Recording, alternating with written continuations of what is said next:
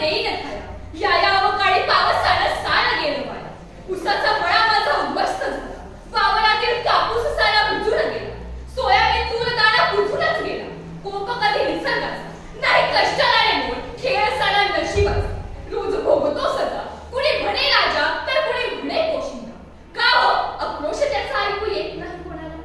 नमस्कार, मी स्वरा संतोष पटाडे या धरती मातेला आणि या भारत भूमीला नतमस्तक होऊन या व्यासपीठाने दिलेला विषय मांडत आहे. शेतकरी आत्महत्या एक चिंतन. भारत हा एक कृषी प्रधान देश आहे.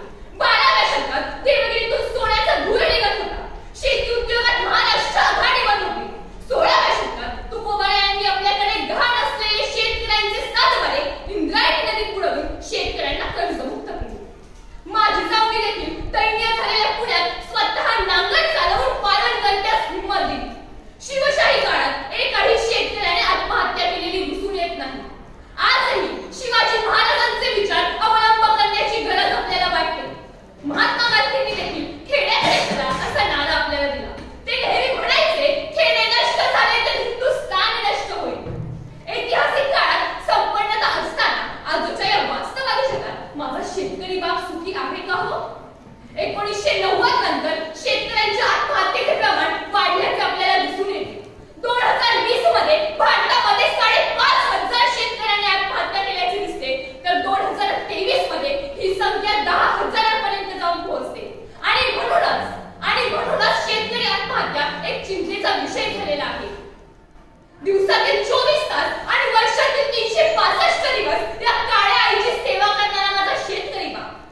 वर्षानुवर्ष बँकेचे दरवाजे ठोठावून जेव्हा कर्ज मिळत नाही ना, तेव्हा पर्यायाने सावकाराकडून कर्ज घ्यावे लागते.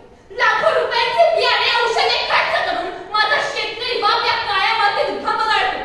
अशाच अवकाळी पाऊस, दुष्काळ, गारपीट, बदलते हवामान आणि पिकांच्या किमतीचे टेन्शन अशा परिस्थितींशी हलतोल होतो.